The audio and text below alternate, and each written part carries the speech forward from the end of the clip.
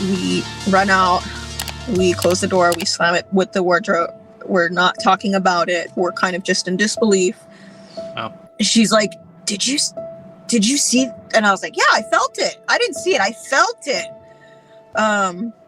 So the rest of the time we decided to turn on the TV and try to distract ourselves because we were really, really scared. Like I was like white and sweating, and she was like really pale and sweating.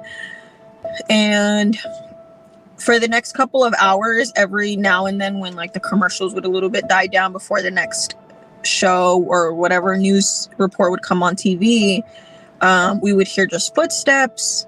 We would hear that gurney slamming against the door. Wow. Like over and over again for hours.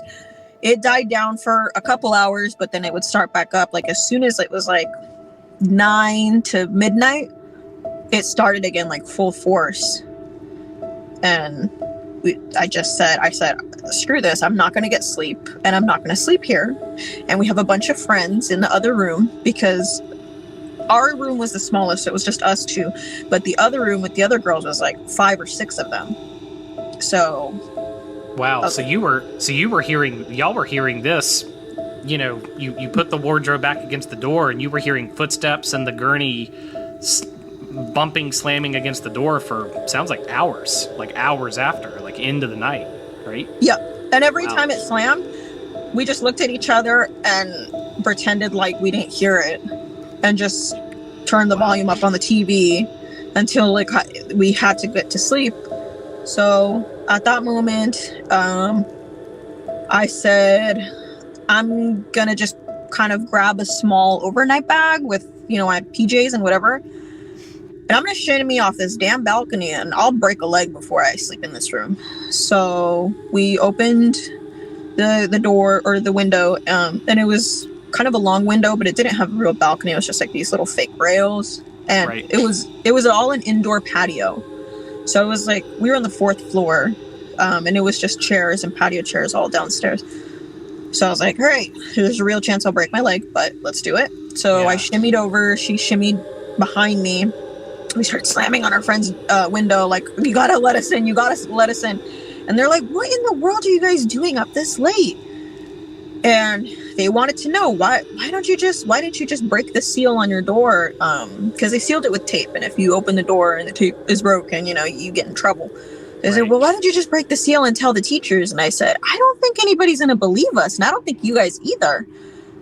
And I had to tell them what happened because Penny, she's been very like nonverbal this whole time. She's not saying much. We tell them what happened, and we slept on the floor, and the teacher heard us, you know, all talking and getting really like spooked, and she opens the door and she said, what's going on here? So she was like, why aren't you in your rooms? How did you get in here and not break the seal? I'm shocked. And I told her, well, I shimmied off a damn balcony. Like I wasn't gonna stay there. So I told her, I said, there's a ghost in that room.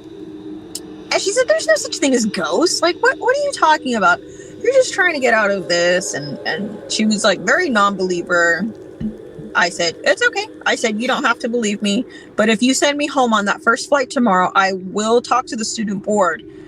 And I will go back and get pictures and video, all the proof that I need, because there's no way that you're punishing me for this. So I said, go in there. I said, I dare you to go in there.